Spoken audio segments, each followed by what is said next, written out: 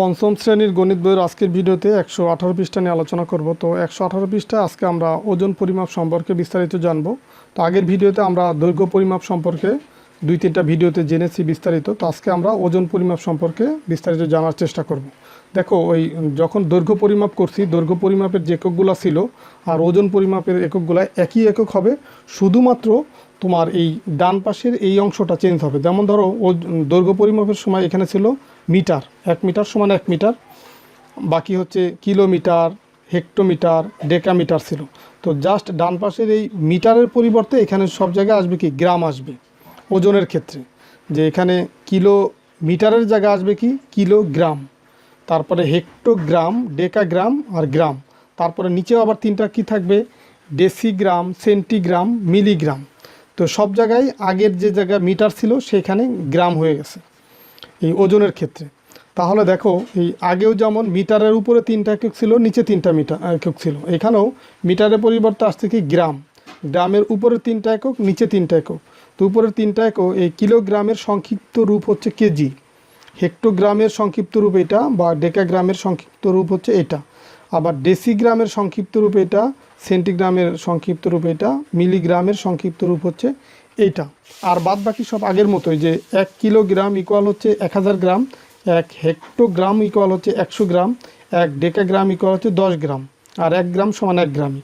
মানে এইখান থেকে এই উপর থেকে যখনই নিচের দিকে যাবে তখন হচ্ছে তোমার এই প্রথমটা হচ্ছে 1 কিলোগ্রাম। এটা থেকে দেখো, আমরা একবারে যদি গ্রামে যেতে চাই 3টা একক নিচে আসছে, 1টা 2টা 3টা, এই কারণে একের পরে 3টা শূন্য। আবার হেক্টোগ্রাম থেকে গ্রামে আসছে, কয়টা একক নিচে আসছে, 1টা 2টা, এই কারণে একের পরে 2টা শূন্য। ডেকাগ্রাম থেকে গ্রামে আসলে 1টা একক নিচে আসছে, এই কারণে এই একের পরে 1টা শূন্য। আবার দেখো, এর পরবর্তীতেও একই ঘটনা, যে যখনই এই গ্রাম থেকে ডেসিগ্রামে আসছে, একের পরে 1টা একক নিচে আসছে, তাহলে কি এই এটাকে আবার 10 দিয়ে ভাগ হবে।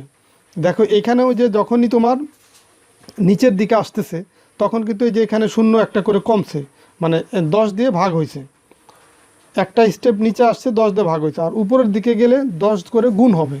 যেমন ধরো, যদি আমরা এই গ্রাম থেকে কিলোগ্রামে যাই, মানে এখান থেকে এখানে যাই, উপরের দিকে কয়টা গেল, 1টা 2টা 3টা, তখন কি হবে, এই 1000 দিয়ে ভাগ করছি। আবার যখনই উপর থেকে নিচের দিকে যাব তখন হচ্ছে 10 দিয়ে গুণ হবে। দেখো, এইখান থেকে এই পর্যন্ত এটা ছিল উপর থেকে নিচের দিকে নামছে। আবার এরপরে দেখো, এই যে 1 ডেসিগ্রাম ইকুয়াল কত গ্রাম, এটা এখান থেকে কিন্তু উপরের দিকে উঠছে, আর উপরের দিকে উঠলে কি 10 দিয়ে ভাগ, তার মানে 1কে যদি 10 দিয়ে ভাগ করি তখন এই যে 0.1 গ্রাম হয়, বা এই যে 1/10 এখানে লিখছে, কিন্তু এই যে 10 দিয়ে ভাগ করছে, কারণ কি এটা নিচ থেকে উপরের দিকে গেছে। আর উপরেরগুলা কেন গুণ করছে 10 দিয়ে, কারণ উপর থেকে নিচের দিকে গেছে। এই এককগুলা খেয়াল করো, এই কিলোগ্রাম থেকে গ্রামে আসছে, তো এটা থেকে নিচের দিকে আসছে, হেক্টোগ্রাম থেকে গ্রামে আসছে, মানে এটা থেকে নিচের দিকে আসছে। তো উপর থেকে যখনই নিচের দিকে যাব, একটা একক নিচে যাওয়া মানে হচ্ছে একটা শূন্য দিয়ে গুণ করা, একের পরে একটা শূন্য দিয়ে গুণ করা। 2টা একক নিচে যাওয়া মানে একের পর 2টা শূন্য দিয়ে গুণ করা। আর যখনই উপরের দিকে উঠবে তখন একের পরে যে কয়টা একক উপরে উঠবে ওই কয়টা শূন্য দিয়ে ভাগ করা। যেমন ধরো, 1 সেন্টিগ্রাম ইকুয়াল তোমার এই কত গ্রাম, এই যে এখানে 1 সেন্টিগ্রাম ইকুয়াল 0.01, বা 1কে এই 100 দিয়ে ভাগ করছে। 1 মিলিগ্রাম থেকে যখন গ্রামে গেছে, এই 1 2 3 3টা একক উপরে উঠছে, এই কারণে এই 1000 দিয়ে ভাগ করছে। তো এই হচ্ছে এই কনভার্ট করার বা রূপান্তর করার নিয়ম। তো এরপরে দেখো, এখানে এই একটা একটা করে আলাদা করে দেখাই যায়। যেমন ধরো, 1 কিলোগ্রাম ইকুয়াল 10 হেক্টোগ্রাম, এই যে একটা একক নিচে নামছে, এই কারণে 10 দিয়ে গুণ হয়েছে, মানে এই 10 হেক্টোগ্রাম। আবার দেখো, 1 হেক্টোগ্রাম হচ্ছে 10 ডেকাগ্রাম, এখান থেকে এখানে গেছে, মানে এখানে 10 লিখছে। আবার ডেকাগ্রাম থেকে যখন গ্রামে গেছে তখন একই কথা, এই যে 10 গ্রাম।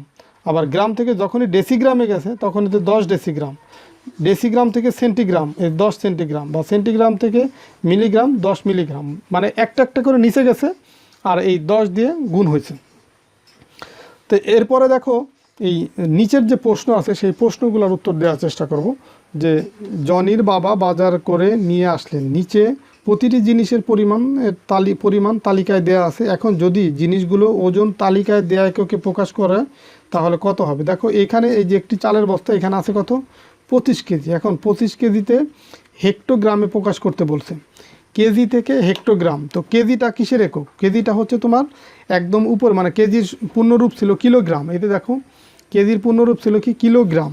তো এখানে বলছে যে 25 কেজি থেকে কত হেক্টোগ্রাম, মানে আমরাও জানি কি দেখো 1 কিলোগ্রাম বা 1 কেজি সমান 10 হেক্টোগ্রাম। তার মানে 25 কেজিতে কত হেক্টোগ্রাম হবে? এইখানে 10 দিয়ে গুণ হবে।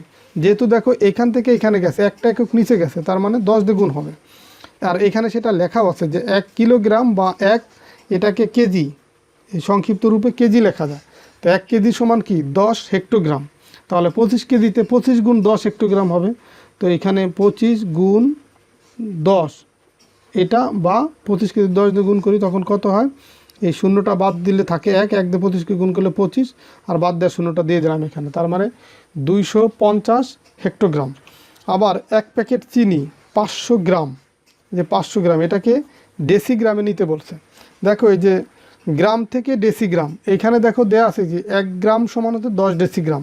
কিভাবে আসলো দেখো, গ্রাম থেকে ডেসিগ্রাম, একটা একক নিচের দিকে গেছে, গ্রাম থেকে ডেসিগ্রাম, এই কারণে এই 10 দিয়ে গুণ হয়েছে, এই যে 10 ডেসিগ্রাম। আর যদি এই নিচ থেকে উপরে যেতাম তখন কিন্তু আবার ভাগ হতো। যদি বলতো যে 1 ডেসিগ্রামে কত গ্রাম, তখন এই 10 দিয়ে ভাগ করতাম। আর যেহেতু উপরেরটা থেকে নিচেরটাই গেছে, এখানে 10 দিয়ে গুণ হবে।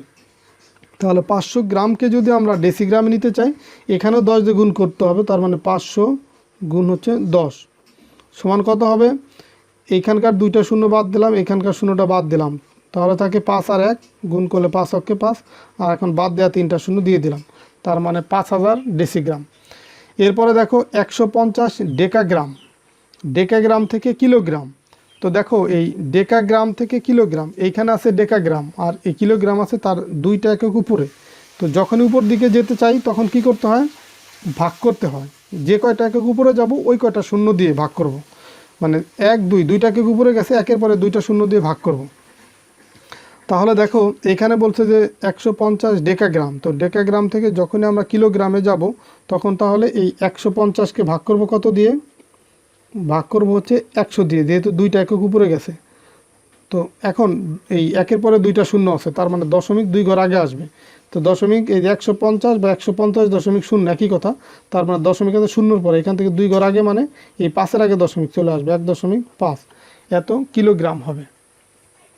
এরপরে বলছে এই 2 কেজি, 2 কেজিতে কত ডেকাগ্রাম।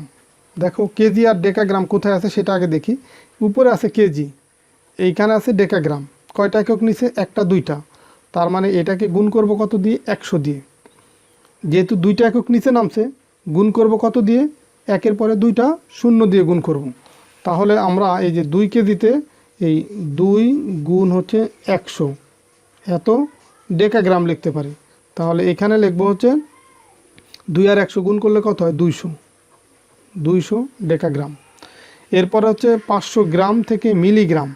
দেখো গ্রাম থেকে মিলিগ্রাম, এই যে এইটা হচ্ছে গ্রাম, মিলিগ্রাম আছে এখানে। কয়টা একক নিচে আছে? 1টা 2টা 3টা। তো যেহেতু 3টা একক নিচে আছে তাহলে 1000 দিয়ে গুণ হবে। তাহলে গ্রাম থেকে যখনই মিলিগ্রামে যেতে চাইবো তখন কি করতে হবে? যেহেতু 3টা একক নিচে, গ্রামের পরে ডেসিগ্রাম, সেন্টিগ্রাম, মিলিগ্রাম 3টা একক নিচে, তার মানে এখানে 1000 দিয়ে গুণ হবে। তো 1000 দিয়ে যদি গুণ করি, এখানকার শূন্য আর এই 3টা শূন্য বাদ দিলে থাকে 1 আর 5, 5 আর 1 গুণ করলে 5 অক্ষে 5, আর বাদ দেওয়া এখানে 3টা শূন্য, এখানে একটা শূন্য, 4টা শূন্য যদি দিয়ে দিই তাহলে দেখো এই 50,000 মিলিগ্রাম। 50 গ্রাম হচ্ছে 50,000 মিলিগ্রামের সমান। তো এই ছিল 118 পৃষ্ঠার আলোচনা। তো আশা করি তোমরা বুঝতে পারছো। মূলত প্রথম ভিডিও যে দৈর্ঘ্য পরিমাপটা যদি ভালোভাবে বুঝে থাকো তাহলে কিন্তু এই ভিডিওগুলা, মানে এই আজকে যে আলোচনা করলাম ওজন পরিমাপ, এটা তোমার জন্য সহজ। কারণ কি, এই দৈর্ঘ্য আর ওজন এককগুলো একই, শুধু মিটারের জায়গায় গ্রাম বসছে, আর বাদ বাকি সব ঠিক আছে। তাহলে এই ছিল আজকের আলোচনা। তো সবাই ঠিক আছে, ভালো থাকো, সুস্থ থাকো। পরের ভিডিওতে 119 পৃষ্ঠা নিয়ে আলোচনা করব। আল্লাহ হাফেজ।